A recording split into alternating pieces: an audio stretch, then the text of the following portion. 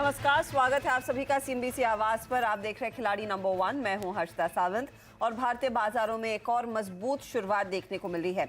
इस हफ्ते की शुरुआत एक बेहद मजबूत नोट पर 18,562 का हाई छूने के बाद 18,557 के आसपास आपको निफ्टी कारोबार करता दिखाई देगा। और ये ऐसे दिन हुआ है जहां पर ग्लोबल मार्केट्स में थोड़ी सी नर्वसनेस बढ़ी है, खासतौर से एशिया में। चीन में नो कोविड पॉलिसी के खिलाफ भारी प्रदर्शन होता हुआ दिखाई दे रहा है। लगभग 4 राज्यों में यह हुआ, जिसमें बीजिंग, शंघाई, चेंगडू, वुहान जैसे इलाके शामिल थे। और वहां की सरकार के खिलाफ, उनकी नो कोविड पॉलिसी के खिलाफ या जीरो कोविड पॉलिसी के खिलाफ वो प्रदर्शन हो रहे थे। इसी के चलते हमने देखा एक नेगेटिव नोट पर एशियाई मार्केट खुले, चाहे वो निक्केई हो, हांगकांग के बाजार हो, वहां पर बिकवाली के साथ कारोबार देखने को मिला। और भारतीय बाजारों के लिए ये एक सेंटिमेंट नेगेटिव था। लेकिन थोड़ी सी फ्लैट शुरुआत के बाद अब चाल बाजार की मजबूत होती हुई दिखाई दे रही है। इंडिया विक्स आपके सामने 14 के नीचे 18,554 के लेवल्स पर इस समय ट्रेड।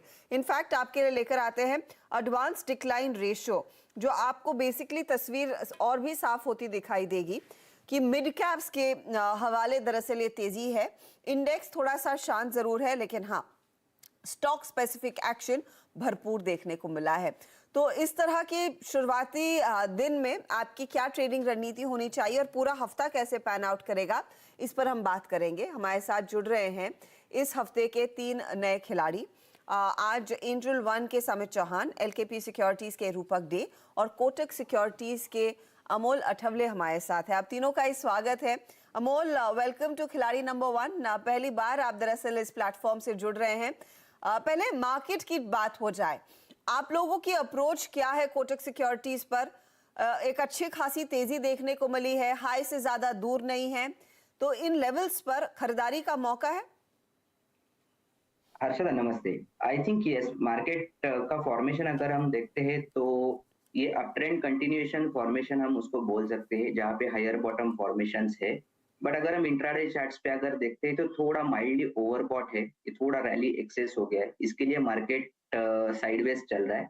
बट हमारा व्यू जो है वो buying on tips, buying on correction ही है। ऊपर में हमको लगता है कि 18,650 और 18,750 ये दो इम्पोर्टेंट रेजिस्टेंस लेवल है। और अगर एक करेक्शंस आते हैं मार्केट में, तो जैसे आज के लो के आसपास 18,350 और 18,300 ये दो इम्पोर्टेंट सपोर्ट लेवल है। ये जब तक ब्रेक नहीं होता कोई बड़ा level, I think buying on dips strategy he workable रह सकता है। तो बेसिकली आप कह रहे हैं तेजी की पोजीशंस रहेगी, लेकिन डिप पर खरीदने में ज्यादा कंफर्ट है। समित, आपकी अप्रोच क्या है?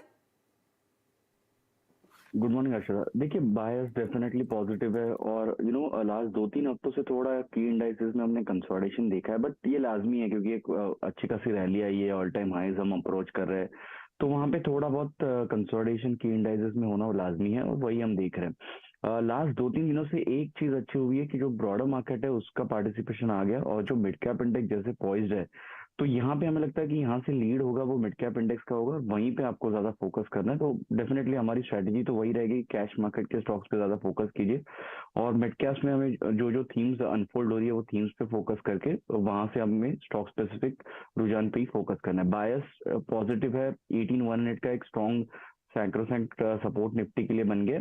सेंसेक्स ने ऑल टाइम हाई किया है, बैंक निफ्टी ने किया है और it's a matter of time Nifty भी हमें ऑल टाइम हाई नया बनाते हुए दिख सकता है। भी ऑल टाइम हाइस की तरफ ही बढ़ता हुआ दिखाई दे रहा है। अनडाउटेडली उस लेवल का इंतजार जरूर है। रूपक, आपकी अप्रोच क्या रहेगी? तेजी का माहौल है, लेकिन कोई खास सेक्टर जो आपने आइडेंटिफाई किया है, मिड वर्सेस बिग बॉयज, ज्यादा फोकस कहाँ रखे? जी हाँ, बायस तो डेफिनेटली तेजी की तरफ ही है और अगर निफ्टी की बात करें तो निफ्टी में थोड़ा ही दूर बाकी है नया लाइफ टाइम हाई बनाने के लिए। और अगर हम लोग देखें सारे टाइम फ्रेम में निफ्टी में एक पॉजिटिविटी बरकरार है। तो मेरा जो स्ट्रैटेजी रहेगा वो मेनली बिग बॉयज की ऊपर ही रहेगा, बट सिलेक्ट मिड कैप में मेरा ध्यान रहेगा। तो ओवरऑल मेरा लॉन्ग साइड में ट्रेड रहेगा। लॉन्ग साइड पर ट्रेड, बिग बॉयज पर भी नजरें रहेंगी, ये है फिलहाल आपकी तरफ से रणनीति। अच्छा, इस बीच एस&पी की तरफ से बयान आ रहे हैं। एस&पी ने इनफैक्ट भारत का FY24 का जीडीपी अनुमान 6.5% से घटाकर 6% किया है, लेकिन दूसरी तरफ आपका जो FY23 का अनुमान है वो भी उन्होंने घटाया। रिटेल महंगाई का अनुमान 6.8% के आसपास रखा है।